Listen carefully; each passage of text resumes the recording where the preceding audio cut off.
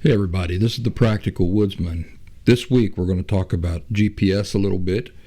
Going to talk about different types of fire setups, survival shows, emergency fishing kits, food. Stick around.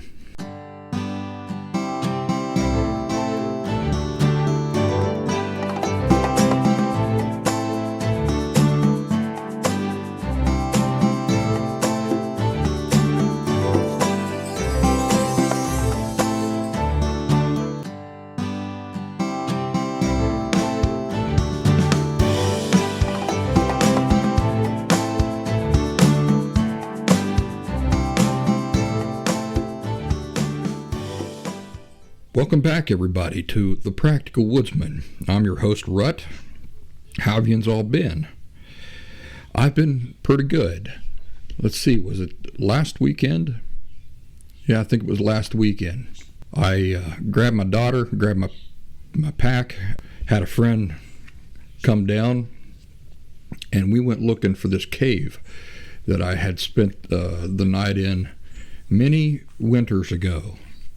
So on Christmas night, 2008, my brother, who's a surveyor, told me about this cave that he had seen come across on some maps. And the Shawnee, American Indian, apparently spent a lot of time around these caves and these stone structures and stuff. And so he said, let's go out there and try to find that. And like I said, that was on Christmas night, 2008. And we got started right about dark. And we eventually found that cave, and we spent the night there. One thing that was interesting about that was that when we got up the next morning, having our coffee and stuff, we were kind of exploring around this cave, and we found an engraving. Somebody had engraved in the cave that they stayed in that cave on Christmas night, 1914, the year was, that they had engraved. And that was really cool. That almost 100 years had passed between the time that fella, whoever he was, had stayed in that cave, and then 100 years passed. My brother and I come along and just by coincidence spend the night on the exact same night in that cave. That was pretty cool. But anyway, I told my daughter about that, told my buddy about that. I said we should just kind of spontaneously go out and try to find that cave again. And so just going by memory, we went out there, and make a long story short, got dark on us, couldn't see much. Flashlights weren't really penetrating, didn't have the throw to really penetrate the woods back there. And it was difficult because there was a lot of swampy area and cliff embankments. So you're kind of stuck between the cliff embankment and these great big huge swamp areas, and then a creek on the far side, and pitch dark, couldn't see much. That night we got turned around, kind of got lost, and ended up just finding a dry spot, getting a fire going, and spending the night right there in the middle of the woods. So we didn't actually get to find the cave, unfortunately. Got my door open here, and you can hear the birds outside. It's spring. It is quickly on its way here, so I hope that the birds and the sounds outside don't bother you, but I kind of like to keep the door open because it's so nice and pleasant outside. Yeah, so that was my weekend last weekend, and then and it was cold too. It was cold. Today it's like 70 degrees here. It's 73. What is 73 degrees Fahrenheit in Celsius? 73 degrees Fahrenheit is about 22.78 degrees Celsius. Okay, so about 23 degrees Celsius. Very warm here, but last weekend it wasn't. Last weekend, when we got up that morning, it was about 20 degrees. So what's 20 degrees Fahrenheit in Celsius? 20 degrees Fahrenheit is minus 6.7 degrees Celsius. Okay, so almost minus 7 degrees Celsius. Did not have a shelter with us, we just flopped down on the ground. And my daughter, she's 7, so we slept together. I pulled her up close to me, and I had a wool blanket, and I had a down sleeping bag. We both slept under there, slept comfortable. My buddy complained a little bit about waking up stiff from sleeping straight on the ground, but it was a fine night for me. I no complaints. So I was happy to get out. Going to go through some questions folks have had for me here lately and going to address them briefly. Somebody says, I haven't seen you talking about GPS units. GPS units are not a substitute for maps. I know maps seem like ancient and who uses maps anymore and stuff like that. But you got to bear in mind that any electronics, anything that requires batteries and those sorts of things, you don't really want to throw your entire dependence upon. They're fine, but they have a limited reliability factor built into them simply because of the fact that they consume so much energy and depend on energy. So once you get into GPS units and stuff like that, then you got to start thinking about, are you going to carry solar panels? How many extra batteries you're going to carry, stuff like that.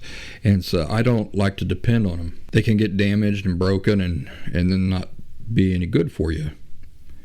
So I much prefer maps. I always try to download high-quality topographical maps for any region I'm going to go into. Having said that, I do have a couple of GPS apps on my phone, and here's something you should know about your smartphone. They're not satellite phones. The GPS that you use, for example, if you use Maps on an iPhone or if you use Google Maps or on your Android phone or whatever, the way those work is they work both by GPS and by phone signal combined.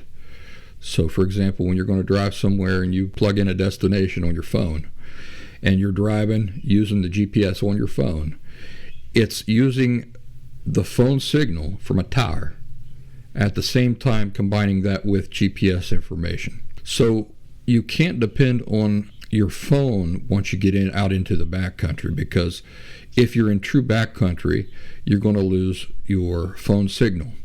In fact, you just got to plan on that. Once that happens, the GPS on your phone is going to be next to worthless. In order to get around that problem, what you can do is you can download certain apps that work strictly off GPS. So it doesn't matter if you have a phone signal or not. And the way that these apps work, the way I understand it, is that you download the maps to your phone. So they're saved to your phone. They're not in the cloud or anything like that. And then all that is required is the GPS signal from the satellite to locate where you're at on the maps that you've already downloaded and already have saved to your phone. So I do have a few apps downloaded to my phone that work that way. And I do check in with them every once in a while when I'm way out in the middle of nowhere, just to kind of verify that I am where I think I am. I don't keep them on. I don't keep them running. I don't use these apps that check my location along the way, that stay active or running in the background on my phone along the way. I don't do that. The people who do aren't anywhere where they need to worry about anything, because anywhere you can be where you never have to worry about losing a phone signal, you're not in wilderness, are you? You're not in backcountry. You're not anywhere remote. Not as long as you have a phone signal the entire time you're out there. That's not remote anything. So if you have it on your phone running all the time, I'll never forget when Apple Watch come out with their latest commercial. I think it was last year or 2 years ago. When the Apple Watch come out, that supposedly works completely without your phone, so you can take phone calls on your phone, or you can take phone calls on your wristwatch and stuff like that.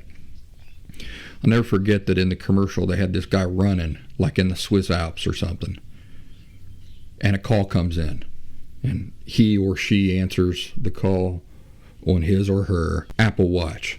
And I just thought, well, that's a bunch of horse crap. How in the world is that person getting a call where they're at, supposedly in the middle of the Swiss Alps? Just absolutely ridiculous. Nobody who goes out into the wilderness is fooled by things like that. Besides that, what is the life of the battery within an Apple Watch? Isn't it something like 8 hours or something like that? So what good is that going to do me out on a week-long backpacking trip? It's not going to do me any good. It's absolutely ridiculous. So if I were going to use something like that, it would necessitate, right, that I carry pounds of other gear just to keep that watch powered. And it's not going to do me any good out there in the middle of nowhere where I've got no phone signal. It's not going to be getting the data that it needs in order for it to do me any good in the first place. So anyway, back to these GPS apps. There are some good ones that work strictly from the GPS capabilities of your phone. I do download those. I wish maybe I can get you some screenshots and show you those now. And like I said, I don't leave it on because if I were to leave it on, it would just suck my battery dry in a New York minute. So I can't leave them on. But what I might do is I might check with it 2 or 3 times a day as I'm traveling to gauge my progress along the trail or whatever. The problem with them is that they want your money. They want you to subscribe. And none of the subscriptions I've ever seen have been worth that cost. You know how you get around all of that? You learn to use a map. You learn to use a map.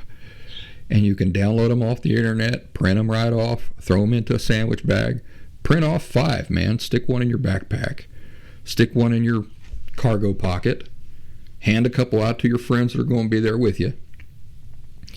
And then you're set. You don't have to worry about anything. But a GPS unit, as nice as they sound, complicates your time out in the woods rather than contributes in any really practical way. I do have a few of those apps on my phone, but I don't subscribe to any subscription or anything like that. I use the free features of these GPS apps, and like I say, it's just for reference. I check in with them from time to time, and that's about the extent that I use them. And they are useful in that way. Somebody asked me about torch fires. Do I ever build torch fires out in the woods? These are also known as Swedish fires. I'll try to get some pictures to throw up here and show everybody what I'm talking about for those of you who are watching. I realize many of you are only listening. Swedish fire or a torch fire is where you take a log and you cut it without splitting it. You make cuts down the center. So let's say you cut a log. Let's say it's about yay long, and you set it up on its end, like you use it as a stool, right, or a seat. And now you make some cuts down the center of it, like a pie. And then what you do is you get a fire going in the middle of that thing, and it burns from the middle out. So my answers to whether I ever use a torch fire is no. I never built a Swedish fire. I don't need to. Remember, I'm the practical woodsman. What type of fire do I build? Always. The way I structure my fires always is in a TP fashion. So I always, if the ground is not dry, I always set down, maybe I'll cut 2-3 logs. Let me show you what I cut with. I got 2 cameras set up here. So this is a gomboy, and this is my preferred thing to carry out in the woods. An important thing to keep in mind with these gomboys, I'm showing this on the camera, all right, for all you listening, is that the way that the teeth are designed on this thing, and this thing, it just looks like a great big old folding buck knife, really, with teeth. And they cost about 80 American dollars, I reckon. The thing to keep in mind with these gomboys is that the way that the teeth are arranged is not to cut on the push. They cut on the pull. So you got to keep that in mind, that as you can see here, the blades are not super thick and robust. So you have to know the proper way to use these things in order not to break the blade out. But as long as you bear in mind the way it works, then you never have to worry about breaking the blade. but I cut firewood with these things all live long day. They work very, very well. And so because of the way that the teeth, remember, it's not cutting on the push, it's cutting on the pull. So I'm very easy with it on the push, and then I kind of bear down on it on the pull. And so in that way I'm cutting. I'm maximizing my energy, and the energy that I'm putting into cutting firewood, right? Imagine that I'm just bearing down on this thing the whole time as I'm cutting. Well, first of all, I'm going to break the blade out. Second thing is I'm using twice as much energy unnecessarily. All I have to do is let it move forward. I don't have to push it forward. Me bearing down on it is when I'm pulling on the pull, right? That's the only time I have to put any energy into it. And by doing that, I maximize my energy, and I don't wear myself out unnecessarily. So the reason I like these so much is that they weigh a fraction of what these Boreal 21s weigh. This is the Boreal 21. You can see the size difference there. Now, you'd think that these Boreal 21s would be the thing you really want, right? If you're out in the woods and you want to do some serious cutting, you'd think, boy, I want this Boreal 21. Let me fold that out and show you how that works. Well, don't get me wrong. It is an exceptional design and it's just an exceptional piece of gear. And yeah, it can take an abuse, and it cuts on both the push and the pull. But this weighs a fraction of it, this Gomboy. And I can cut anything I can cut with this Boreal 21, I can cut with this Gomboy. Folds down and it just slips in and you forget it's even there. That's how wonderful it is, the Gomboy. The Boreal 21 is a lot heavier and takes up a lot more space in a pack. So even though it's a wonderful, beautiful design, I would prefer, and I do these days, save the Boreal 21 for... I keep it like in my truck. I keep it for base camps, stuff like that, anywhere I can go where weight is not a concern. But like in a bug out bag or a backpacking trip where you're going to be traveling, 30, 40, 50, 60, 70, 80 miles, this Gomboy will do everything you want it to do. And I do this. I tie on some paracord to the ends of all of my gear, and then when I get into camp I can hang things in an organized way and have it right there where I can just reach out and get it. So what was the question? Oh, okay, the question was about building fires. Remember, I'm the practical woodsman, and what that means is that I never do anything just because. There are lots of elaborate fires that you can build, but then the question is, why? Is it necessary? And the answer to that almost always is no. Now let me show you this book here. This is the very famous Camping and Wilderness Survival book, more like a encyclopedia by Paul Tyrrell. And I've had this for years. But I wanted to show you here in this book. It shows you, and I've always enjoyed looking at things like this, at just the wonderful ideas that the book can give you. But when it comes down to it, you only need to know one effective way of building a fire. And once that works for you, why do you need to know other ways of building a fire? So a lot of folks say, well, you need to learn all these different things and you got to practice them all the time and get good at them. Why? Why do you have to do that? If your go-to is effective all the time, why would you need to know another way of building a fire or another way of arranging your fire to get it to take off? So I wanted to show you in this book here, in the fire making section, it does cover various types of fire, like fire builds, right? So right here, I don't know if you folks can see that, talks about the caterpillar fire. And it is complex, man. You got to cut the logs just right. You got to set up a structure. You got to find stones that are just the right size. You got to, believe it or not, this picture I'm looking at, for those of you who are just listening, I'll try to describe it. This caterpillar fire has like 3 logs stacked on top of each other, held together by stakes that are posted in the ground to either side of them. And it depends on you knowing the direction the wind is blowing. Well, that's easy enough, ain't it? But in what universe does the wind only blow in one direction? In what universe have you ever existed in?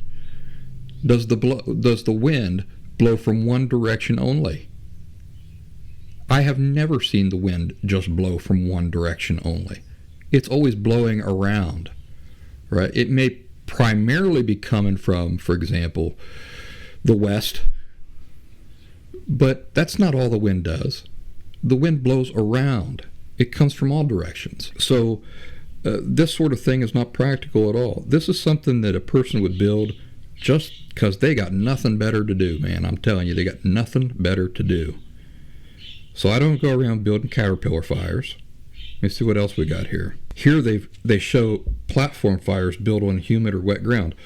And then they've got this really elaborate platform built there. It's not just one platform. This person has gone out and, let's see, sawed off 1, 2, 3, 4, 5, 6, 7, 8 logs of the exact same length, and then they've stacked like 12 or 15 smaller logs on top of that, and then built their fire on top of that. Do you know how much preparation time that is? That's an hour's worth of preparation time, right? Let me tell you what I'd do. I'd saw off 3 logs that are the nearest to me, set those down on the ground, and build my fire. 10 minutes. 10 minutes I have a fire. You're going to do something like this, you're looking at an hour just to get everything prepared for the fire. Who's got that kind of time? Let's see here. The hunter's fire. Again, 2 logs, and then you got all the hot coals in between them, and they're kind of set at a V. Again, too much. It's pointless. Pointless to even bother with that. Just get your fire going. Throw down a simple platform. I'm talking maybe 2 or 3 logs. That's enough to get your fire roaring. And then it doesn't matter how wet the ground is underneath those logs. Once they burn through, the fire will be going well enough that it will dry the ground out. And everything will burn fine. So anyway, my point is, you see all these elaborate fires in this book. And yeah, that's wonderful. It's wonderful to know that people have come up with those highfalutin types of fires, but they're completely unnecessary. You build in a TP formation, lightest to the heaviest. That's all it takes. That's all it takes. So why does it have to be any more complicated than that? The answer is that it doesn't have to be any more complicated than that. People like to make it more complicated than that for their own reasons. But for survival, for comfort, for getting what you need done in the woods, it doesn't have to be any more complicated than a TP style fire. And like I said, what you're doing is you're going the very lightest to the very heaviest. And you want lots of light stuff before you start putting on the heavy stuff. But you build that way, you'll have an all-night fire. So there's my answer. I do not build Swedish fires or torch fires or any type of these log cabin type build fires. None of these things. I don't spend any more time or effort on things than I need to spend. So I reckon you could say I don't unnecessarily put in time or effort pointlessly into things. I'm looking to maximize my efforts and time. If I'm going to spend 5 minutes on a thing out in the woods, I want every second of those 5 minutes to be used constructively, effectively. Same thing with my energy. I'm going to dedicate 10 minutes to something out in the woods. Well, that's energy. I want that energy to be used effectively. So in a show not too awful long ago. I was talking about hunting, how hunting does not contribute to an effective, to a practical approach to surviving out in the wilderness. You don't have the energy, you don't have the time to go around hunting or to building traps from scratch and these sorts of things. And so my argument was a person has to get comfortable with eating insects, worms, crickets, grasshoppers, insects, because it's the only way that you can put the least amount of energy and time into the thing and get the most returns back. Hunting requires a lot of time and energy and very few returns. You know, I growed up hunting with my uncles and stuff, and of course they still hunt. It's not something I'm big on, but I appreciate it, and I always appreciate getting some of the game when they have an excess. You know, I sure love to fill my freezer up with squirrels and groundhogs and all sorts of things like that. So I love hunters, and I love that I know people who do hunt, and I have hunted in the past. But to be honest with you, it just bores the snot out of me. It's not something that I love. Not like fishing. I love fishing. Fishing can be meditative and relaxing and most beautiful part of the day. And relatively, the energy and time that you put into fishing, you can get a lot of returns back for relatively small amounts of energy and time. Not really true with hunting. With hunting, you can be out all week, not even get a single deer or anything like that. But this person says, after some reflection, I went back and watched that whole discussion again, that my whole argument about learning to get comfortable with eating bugs and stuff like that if you're serious about wanting to survive. And the person says, I wasn't sure I entirely agreed with what you said, as it contradicted a lot of my long-held beliefs, especially catching wild game, he says. But then he says, after a fair bit of thought and recalling my own experiences of living off the land, I'm going to have to concede and agree with you. Even fishing can be a time and calorie-intensive exercise. He then brings up this survival show called Alone. Have any of you watched that show, Alone? He says it appears to be pretty realistic. The people who have lasted the longest are the ones who have managed to either bring down big game or come up with a calorie-efficient fish gathering system. Bug and plant gatherers don't go the distance. What is not happening? What is not happening on the show Alone that would be happening to you in real life? So think about the show Alone, if that's a show you watch. I don't watch it. I don't watch survival shows. But let's say that you do watch the show Alone. I want you to think about the reality of their circumstances that does not reflect a reality that you would be dealing with in a true survival situation. Have you figured it out yet? The actors or the participants on the show Alone are stationary. That's the difference. The players aren't traveling 5 to 10 miles every day, are they? They're not traveling at all. They have a base camp, and they're working around that base camp. They're not on their way to anywhere. They're in a single spot, more or less. They set up those base camps, and then they try to survive there. So this does not in any way whatsoever mirror a real-life wilderness survival scenario. In a real-life wilderness survival scenario, you're trying to get out. Or you're trying to stay hidden, right? You're trying to stay away from civilization, but in order to stay hidden, you can't stay in one place for 2 weeks. You still have to move. You're still traveling.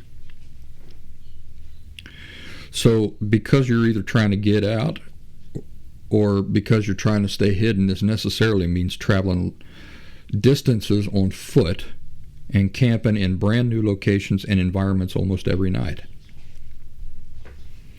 Traveling on foot takes vast amounts of time and uses a lot of calories. So whatever a person's game plan is for survival in a real survival situation, it has to be one that fuels the energy required for travel and costs very little in time. For example, I can build 15 traps and set up a trap line and go around checking it. That's 5 hours of my day just right there. Now, how am I ever supposed to travel in a meaningful distance before sunset in time to be able to set up a brand new camp and get to bed before 2 a.m.? Remember, one of my primary goals should be covering distance each day. I should be factoring in travel each day in any imaginary survival situation I'm dreaming about while I'm lying in bed at night. While I'm thinking about survival and how cool it is, and wow, how cool the woods are. How cool would it be for me to be out in the woods surviving? If you're not factoring in travel every day, you're leaving out a really important part of any formula. What I'm saying is that while you're lying there coming up with all these wonderful imaginative ways that you're going to survive, if it doesn't include travel on foot and new camping locations almost every night, then the whole thing, whatever you're imagining, is a bunch of horse poo. It's a bunch of horse poo. It has to factor in travel. So what is the only way that I can travel and pay for the energy that required to travel at the same time? Eating bugs along the way. That's the only way. Now, does that mean that if I happen to see a squirrel up in a tree, I'm not going to try to knock it out of the tree with a rock? No, but I'm not going to dedicate my day to hunting squirrels. If by a fortunate stroke of luck I come across a squirrel, happy me. But only within the context of, did this happen casually as I was traveling along and taking advantage of, pushing a log over. That's the extent of the energy required to fuel you for that day. You're walking along, you see a nice juicy log, you push it over, and now look at all that stuff that's underneath that log. All those worms and crickets, and that's your fuel right there. That's your protein. That's your meal. Man, you slurp that stuff up and you keep going. You come across to another log or something like that, kick it over, eat what's in there. I mean, surely you remember when you were kids, how hard was it for you to find a fishing worm? It wasn't hard at all. Well, nothing has changed. As easy as it was for you to find those things when you were a kid, it's still that easy. The only difference now is that you got to be willing to eat them. Now, one thing you could do is you could collect a bunch of that stuff, bunch of crickets, grasshoppers, stuff like that. Tear their wings off, tear their legs off, stick them in your pouch or whatever, and then you can fry them up when you get into camp that night. But that's the only thing that makes sense. Like I said, I can go around building all these traps and checking it and everything. That's my whole day right there. One of my primary goals should be covering distance each day. I must be factoring that into whatever any realistic, practical plan for survival in the wilderness. So any premise for wilderness survival that does not factor in long distances of travel on foot most days is just horse poo. There's no such thing in real life of wilderness survival scenarios that involve staying at base camps for multiple days and nights, let alone for an entire month. A real wilderness survival situation inherently involves a person trying to get out of the wilderness and back to civilization, or of trying to stay hidden. Staying hidden means staying mobile, and the only way to do either one of these things is by traveling distances on foot nearly every day. So I want you to realistically imagine what that implies.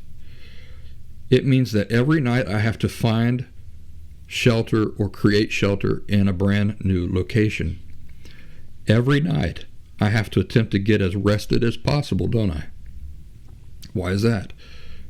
Because everything I'm doing depends on me having energy to do whatever I need to do next.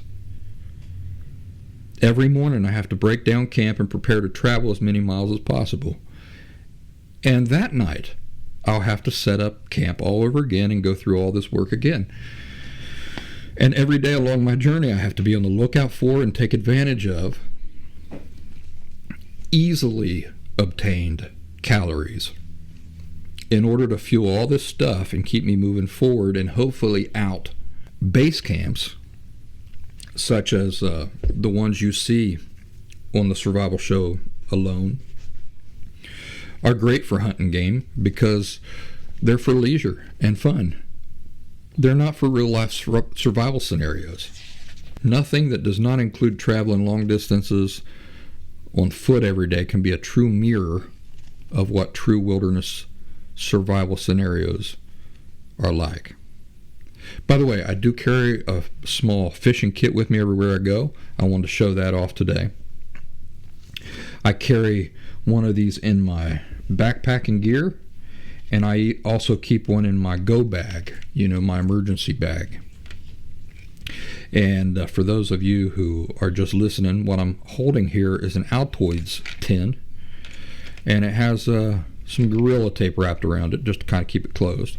The wonderful thing about these Altoids cans is that if I need to make some char cloth, I can do so very easily with one of these Altoids cans and my campfire. Just poke a little hole in the top and there you go.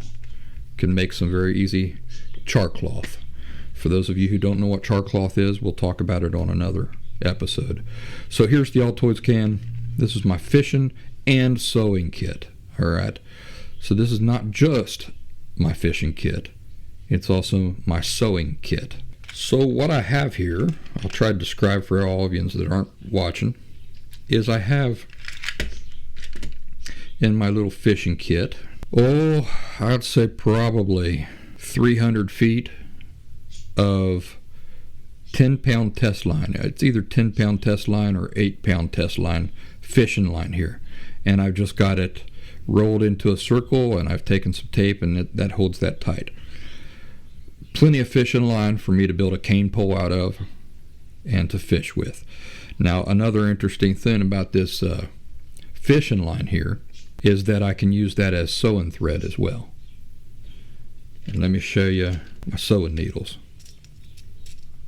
I keep them in this, so if I needed to sew, I could use my fishing line as my sewing thread. Remember, this is all emergency stuff, ladies and gentlemen. We're talking about emergency stuff here. Well, why is that important? It's important because emergency stuff does not have to be luxurious. You're getting by. We're surviving. We're not living like kings out there. Is it ideal for me to sew up my shirt using fishing line? No, but I'm not after ideal. What I'm after is practicality, getting by. Will it do the job? Yes, it'll do the job. And I've got several different types, several different sizes of sewing needles here. And again, this is either 8-pound test or 10-pound test. That's enough for me. If I catch something bigger than just a little bluegill or something like that, it'll do the job. But it'll also catch smaller fish too. I have several artificial worms in here. And these, of course, would be for catching larger fish. I can catch a bass on these purple rubber worms very easily, I've learned from experience.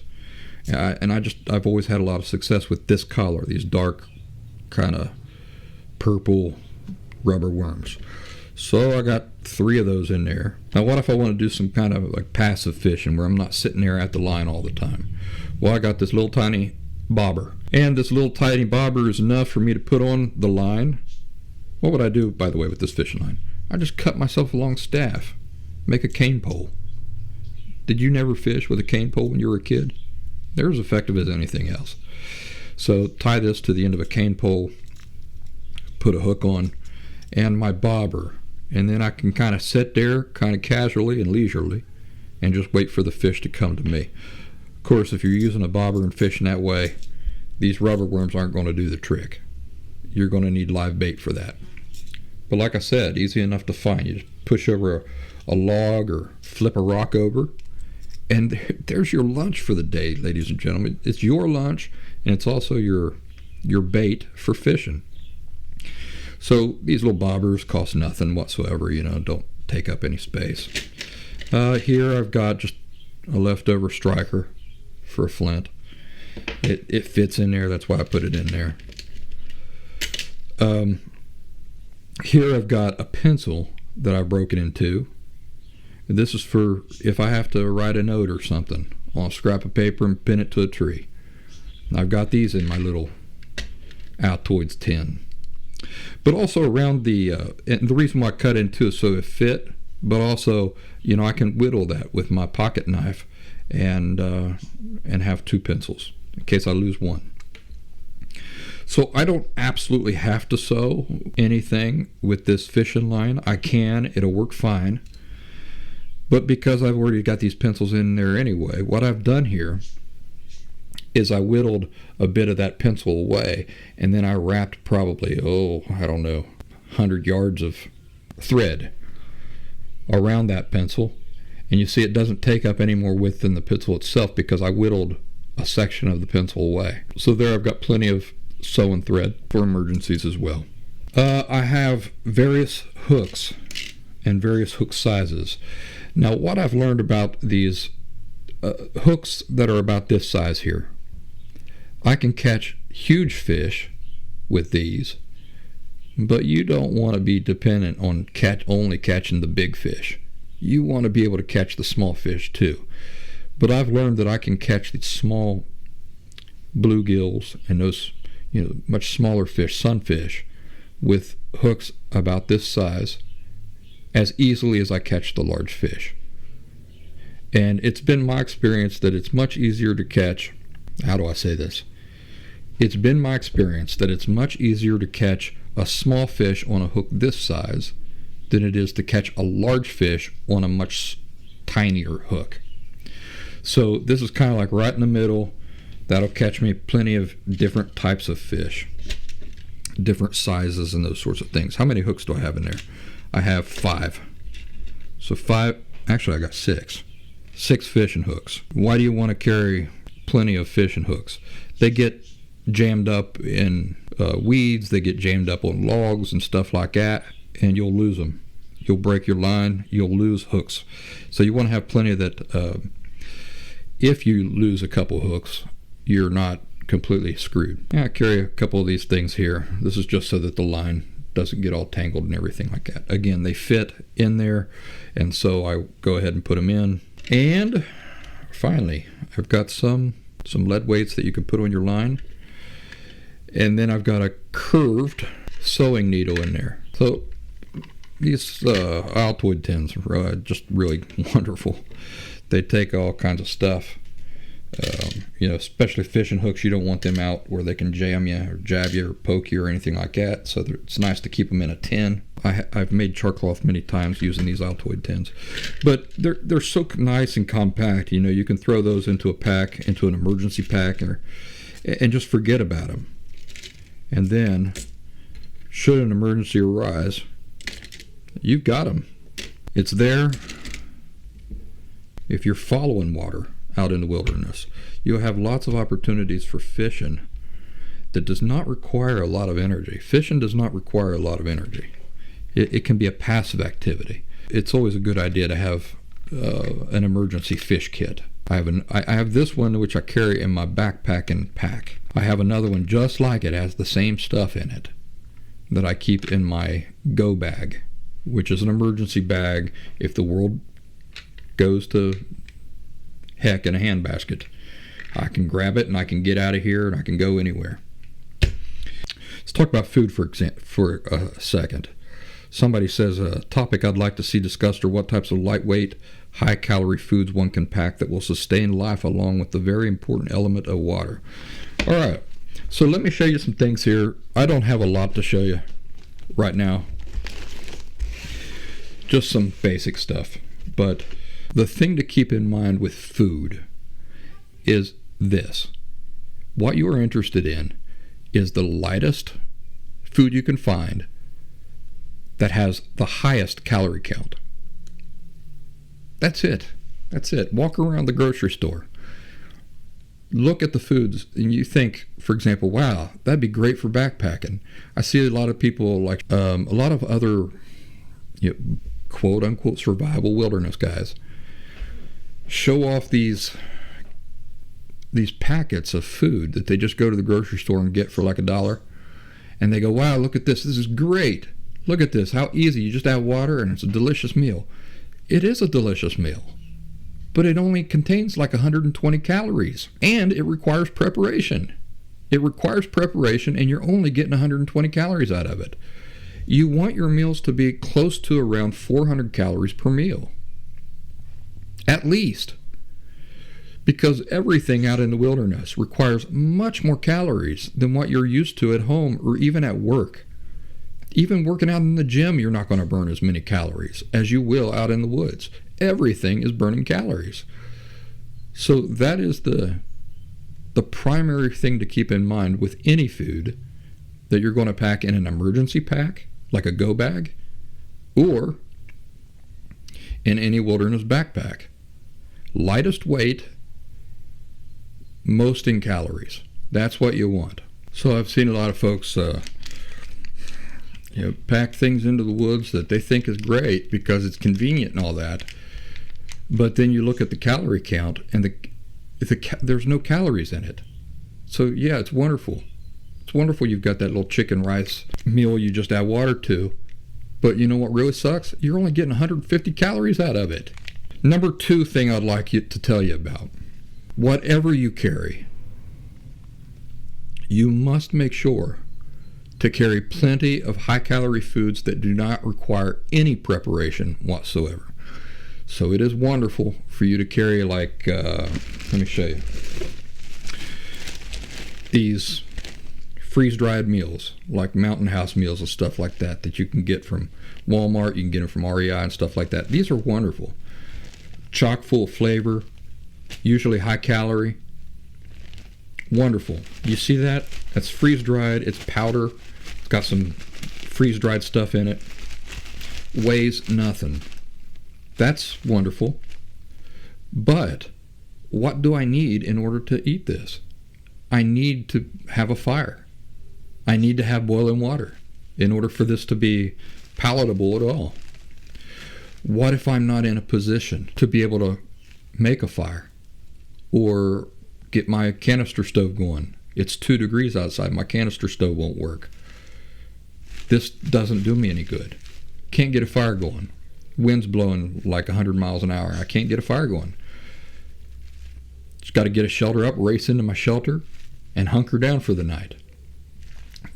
If that's true, and it's 0 degrees, way below freezing, and I can't get a fire going, my canister stove won't work, what good is this going to do me? It's not going to do me any good. This is a mistake. This is a big mistake I made the very first time I went out on a backpacking trip, was that all of my food was stuff like this that required preparation. That'll kill you. That'll kill you. It'll really put you out. So you want to make sure that in any type of setup that you have, you always carry plenty of food that requires no preparation.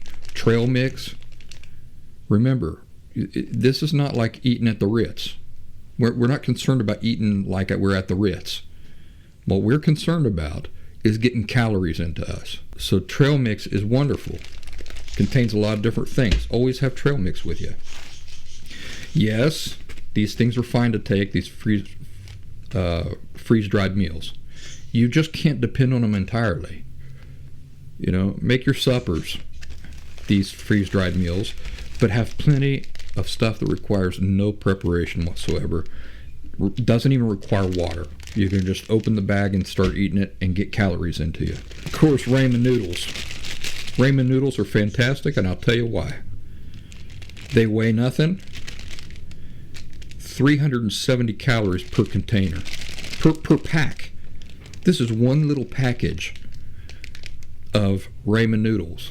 Now, on a really hungry day, on a hungry night, I could easily eat 2 packs of this. How many calories would that be? That's almost 800 calories, ladies and gentlemen. 2 tiny packages that cost nothing, that weigh nothing. They weigh like styrofoam. Chock full of carbs, chock full of calories. I'll tell you what, these things are hard to beat. No, they're not going to make for the most spectacular YouTube videos when you're showing everybody, hey, look, I'm surviving out here. No, they're going to want to see you cutting up a steak, throwing it on a cast iron frying pan that weighs 80 pounds with onions and taters and all sorts of things, because that's what sells, right? That looks fantastic. What you don't know is that they're only 10 feet in the woods. Their car's parked right there, or their house is just right up on the hill. They're not presenting any type of reality to you. This is reality right here. You're hiking 10 miles, ramen noodles get the job done. These freeze-dried meals get the job done. But again, what is the problem with the ramen noodles? More or less, they require preparation. Now, I've seen people open up the pack, pour the seasoning in, crush those up, and just eat them like that. So, you know, that ramen noodles are better designed for a true survival situation than anything else. Here's what I like to do with my ramen noodles. I stick them into a bag, 2 packs at a time, because I can eat two of these easy when I've had a long day. So I like to just take everything out of its original packaging usually. Taters, dried taters, just add water. Again, what's the problem with them? The problem is you must be able to get a fire going. You must be able to cook. So never forget the importance of not relying entirely on this stuff. This stuff is for when everything's going right. Stuff you can eat without any preparation whatsoever is the stuff that you can depend on no matter what. And with that in mind, I'd like to tell you about instant oatmeal. What I do is I put instant oatmeal in these little snack packs. It'll hold 3 or 4 of these packs. So 3 or 4 of these instant oatmeal packs will fit into a snack pack. So you don't have to carry 100 of these. You just carry one of these and you pour out what you want, and that does it. Now, the reason I like these so much is because they got a lot of sugar in them, a lot of calories, a lot of good stuff in there too. You keep you regular out in the woods, and you just can't beat them. Another great thing about these oats is that you can pour some of these oats into your mug and then just pour in water. You don't have to cook them. Just pour in some water, mix it around, eat it like cold cereal. And it's delicious. It'll give you lots of calories. Oh, by the way, this instant oatmeal is 160 calories per packet. And these packets are quite small. These are not huge packets. Think about that, 160 calories per packet. That is fantastic, because I could easily eat 2 of these packets, and now what have I done? I'm almost to 400 calories right there. To say the required preparation is really not fair, because just pouring some water in your mug is not really preparation in my opinion. But there you go, there's some ideas. And of course, I always carry some teas, some powders that I can pour into my water bottle. I get tired of just drinking water, just plain water. Any type of powdered water flavoring is nice. Right here I've got Gatorade Zero. And I'll tell you another thing, these are nice. And not just for getting tired of drinking water, but let's say that you have to pull water out of a source that is doesn't taste the best. Yeah, so you've boiled it, you know it's clean, you know it's safe to drink, but it's still kind of cloudy and it still kind of has a funny taste to it. You can pour some of these in there and mask any kind of negative taste that they might have. So those are some of my food ideas. Now, food is something that you You know, there's always more to talk about when it comes to food. So we'll talk about it more at a future date. So, one last thing. These are bouillon cubes. I always take bouillon cubes with me. Why do I do that? Because on a really cold night, nothing is quite as good as a bouillon cube. You just heat up some water in your kettle, put this in your mug, put a single bouillon cube in your mug, fill it up with hot water, boiling water, mix that all around, and then you've got this warming broth to warm up your body before you go to bed at night. But more than that, you can make soups and stews as long as you have bouillon cubes. You know, stone soup, you know what that is? It's just soup that you throw anything you got into. So as long as you're carrying bouillon cubes, you can make a soup over your fire with whatever scraps of whatever you've got out there. You got some wild edibles, throw them in. You got a squirrel that you killed with a rock, throw some of the squirrel in. You got some leftover beef jerky, throw the beef jerky in, and you can have a wonderful stew out in the woods. These bouillon cubes take up no room. They weigh nothing, but man, what a wonderful thing to have out in the backcountry. So that's our show today here this week. Ladies and gentlemen, I appreciate you joining me. I hope you all have a wonderful weekend, and I hope you all join me for the next episode. I think what I'd like to talk about in the next episode is bug out bags, or emergency bags. Just something you can just grab and go. There's a lot to talk about there. So until then, take care, and I've enjoyed talking to you this week.